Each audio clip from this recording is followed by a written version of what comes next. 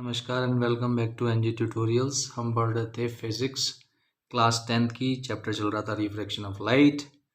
अब हम पढ़ेंगे refraction through a glass prism. तो पहले हम देख लेते हैं ग्लास प्रिज्म क्या होता है। तो एक ग्लास का ही बना हुआ होता है और इस तरह का शेप होता है, मतलब तीन ऐसे रेक्टेंगुलर एक दूसरे के सपोर्ट पे एक दूसरे से एडजस्टेड और जुड़े हुए एज टू एज अरेंज होते हैं, जिसके तीन फेस, अगर 1, 2 और जो नीचे वाला फेस होगा वो रेक्टेंगुलर होगा और ये और जो उसके बैक साइड में जो फेस है वो ट्रायंगुलर होगा।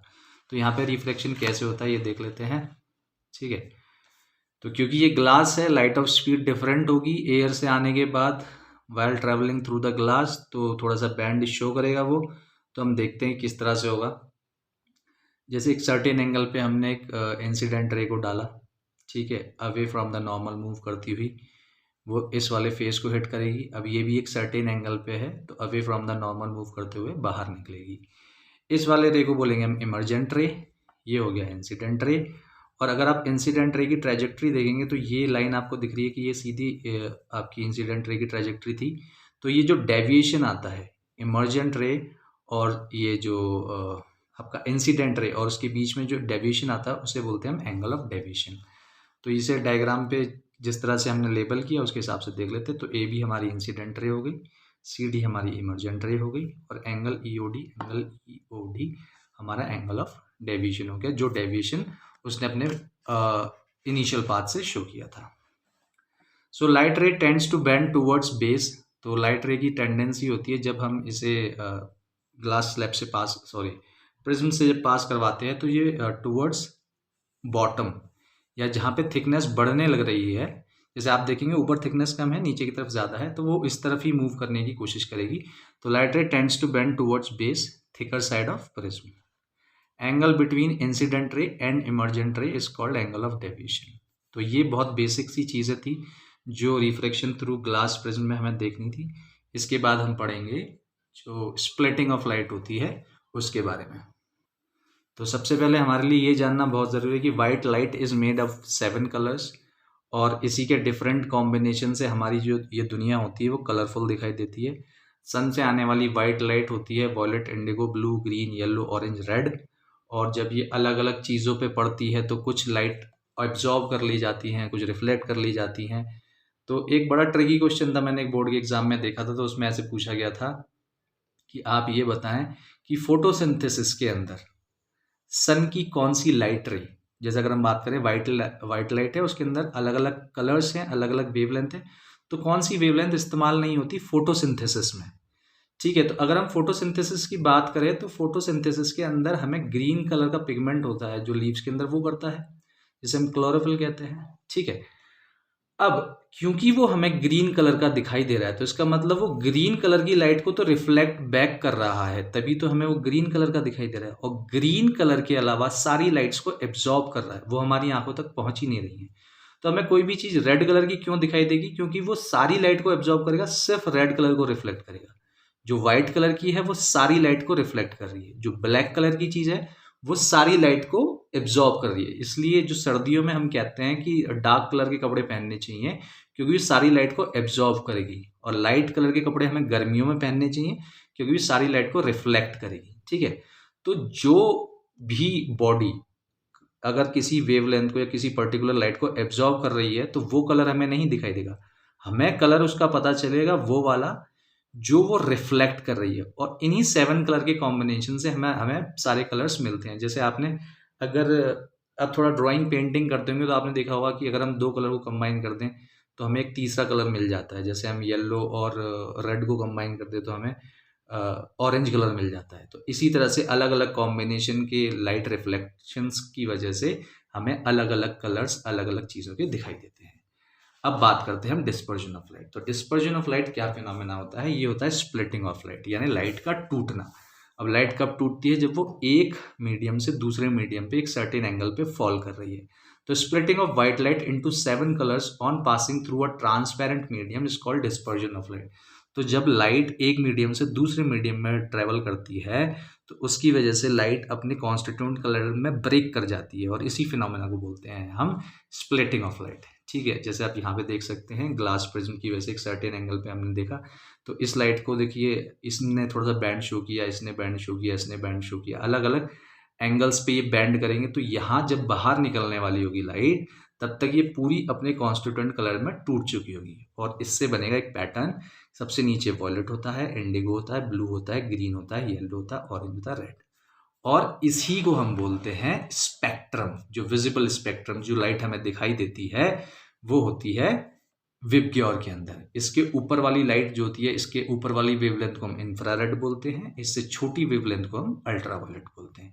ये हमारे विजिबल स्पेक्ट्रम में आती है, ये वाली लाइट हमें दिख सकती है। ठीक है, तो अब जैसा कि आप इस डायग्राम में देख रहे हैं कि सबसे नीचे की तरफ तो वॉयलेट है, तो इसने सबसे ज्यादा बैंड किया है, और सबसे ऊपर की तरफ अगर आप बात करें तो रेड है, तो इसने सबसे कम बैंड किया है।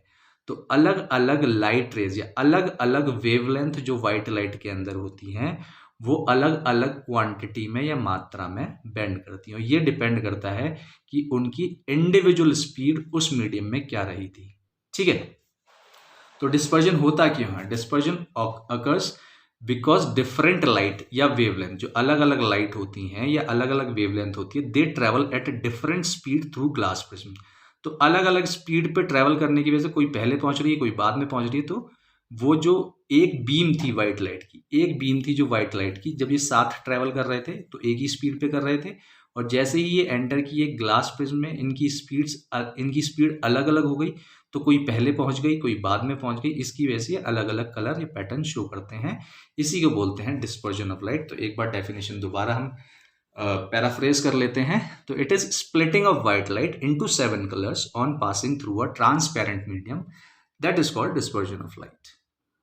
ये कुछ इंपॉर्टेंट पॉइंटर्स हैं जो हमें दिमाग में रखने की। Each light reflect at different angles, जैसा कि हम देख सकते हैं कि हमने देखा कि वो जो स्प्लिट किया था, तो सबसे नीचे की तरफ हमें वॉयलेट मिल रहा था, मतलब सबसे ज़्यादा एंगल पे ये डेविएट की, सबसे ऊपर रेड मिल रहा था, मतलब सबसे कम एंगल पे रेड वाली डेविएट की। तो red light deviates the least, वो सबसे कम डेविएट करती है, वॉयलेट लाइट जो होती है डेविएट्स मैक्सिमम, वो सबसे ज़्यादा डेविएट करती है।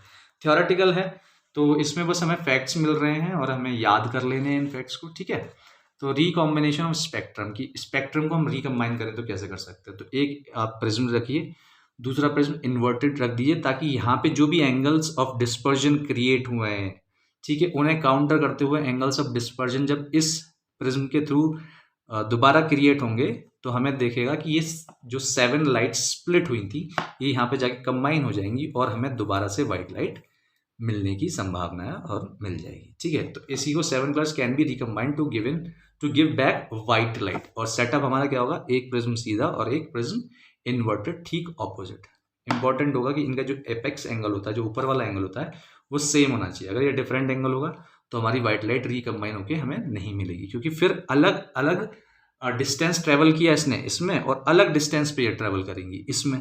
ठीक है, तो फिर वो जो काउंटर, ये कॉम्पनसेशन हमें चाहिए था इस वाले प्रिज्म से दोबारा व्हाइट लाइट बनाने के लिए, वो नहीं मिल पाएगा। तो इंपॉर्टेंट होता है कि जो एपेक्स एंगल हो दोनों प्रिज्म का सेम हो। तो हम अपनी सराउंडिंग में, नेचर में, हम डिस्पर्जन ऑफ लाइट का फिनोमेना कहाँ देखते हैं? तो हम देखते हैं रेनबो, जो इंद्रधनुष बनता है वो होता है डिस्पर्जन ऑफ लाइट की वजह से। तो रेनबो क्या होता है, उसकी डेफिनेशन हम कैसे लिखेंगे अपने आंसर के लिए जब हमसे क्वेश्चन पूछा जाएगा? तो इट इज़ एन आर्च ये वाली शेप होती है। ठीक है, तो ये एक आर्च होता है ऑफ 7 कलर्स, क्योंकि रेनबो की बात करें तो रेनबो आपने देखा होगा, इंद्रधनुष, तो ये 7 कलर्स का होता है। तो it is an arch of 7 colours, 7 colour का होता है। Visible in sky which is produced by refraction, और ये स्काई में दिखता है और बनता क्यों है? रिफ्रैक्शन या फिर डिस्पर्जन की वजह से, बिकॉज ऑफ रेन ड्रॉप्स। तो इंद्रधनुष हमें कब देखने को मिलता है? जब बारिश हुई हो और उसी के आसपास सूरज भी निकला है, और सूरज से हमें लाइट मिल जाएगी, और रिफ्रैक्शन का पैटर्न जो हमें मिलेगा वो रेन ड्रॉप से मिल जाएगा। तो ये दोनों कंडीशन, बारिश जब धूप में होगी तभी हमें रेनबो देखने को मिल सकता है। तो होता क्या है कि लाइट जो होती है वो ट्रेवल करती है रेन ड्रॉप्स के थ्रू, और वो एक्ट करता है एक प्रिज्म की तरह या एक डिफरेंट मीडियम की तरह, जो ब्रेक कर देता है आपके लाइट को इन 7 कलर्स, और फिर प्रोजेक्ट करता है एक रेनबो जो हमें दिखने लगता है। तो हम बोल सकते हैं rain drops acts as tiny glass. Rainbow thus proves that white light is made of 7 colours, और रेनबो की वजह से ही ये चीज प्रूव होती है फाइनली कि जो व्हाइट लाइट है वो 7 कलर से मिलके बनी हुई होती है। तो आई होप ये सेशन समझ में आया होगा अबाउट डिस्पर्जन ऑफ लाइट। तो डिस्पर्जन ऑफ लाइट बहुत ज़्यादा कॉम्प्लेक्स टॉपिक नहीं है। स्प्लिटिंग ऑफ लाइट होती है जब लाइट एक मीडियम से दूसरे मीडियम में ट्रेवल करती है तो वाइट लाइट टूट के 7 कलर के अंदर चेंज हो जाती है। इसका कारण क्या है? इसका कारण ये है कि जो लाइट रेज या वेवलेंथ होती हैं, जो डिफरेंट लाइट रेज या कलर्स की, वो डिफरेंट स्पीड पे ट्रेवल करते हैं और जिसकी वजह से उनका टूटना मुमकिन हो पाता है और हमें ये स्पेक्ट्रम या वेबक्योर या रेनबो वाला पैटर्न देखने को मिलता है। तो इसी के साथ ये सेशन ख़त्म करते हैं। मिलते हैं नेक्स्ट सेशन में और फिनोमेनास के साथ जो हम रिफ्रैक्शन ऑफ लाइट में देखते हैं अपने आसपास, रिफ्रैक्शन ऑफ लाइट की वजह से देखते हैं। अगर आप इस वीडियो को लास्ट तक पहुंचे तो आई होप ये समझ में आया होगा, पसंद भी आया होगा। लाइक कीजिए, शेयर कीजिए, सब्सक्राइब कीजिए। Till then goodbye and take care.